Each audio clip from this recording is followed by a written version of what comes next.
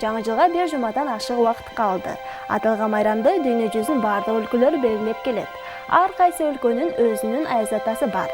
Швецияда Юль Томтен, Финляндияда Жупулуки, Англияда Фазер Крисмас, Кытайда Дун Че Лаорен. Ошондой эле ар кайсы өлкө жаңы жылды өзгөчө майрамдап келет.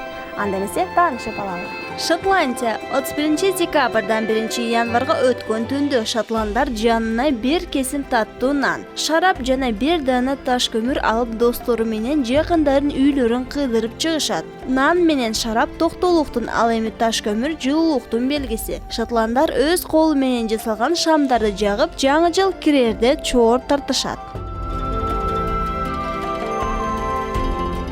Жапония бекеринен Жапониянын күн чыгышынын өлкөсү деп аташпаса керек. Башка өлкөлөрдөн айырмаланып, Жапонияда жаңы жылды түнкү саат 12-де эмес, таң атып келе жатканда тосушат. Таң атканда жапондуктар бири-бирин куттуктап, такаребуне деп аталган белек тапшырышат. Бул күрүч толтурган кеме түрүндөгү идиш.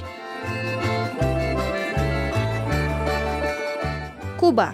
Кубалыктар саат 12-де шампан ачып, ичерден мурун бокалдарды суу толтурушат да, ал сууну терезеден сыртты көздөй серпишет. Бул эски жылдын ийгиликтүүсү, тынч аякташынын белгиси. Ошондой эле суу Кубада актыктын, тазалыктын да символу катары кабыл алынат. Дагы бир салт катары кубалыктар айнек табактарын жерге таштап талкалашат. Ар бир талканган айнек үйгө береке алып келет.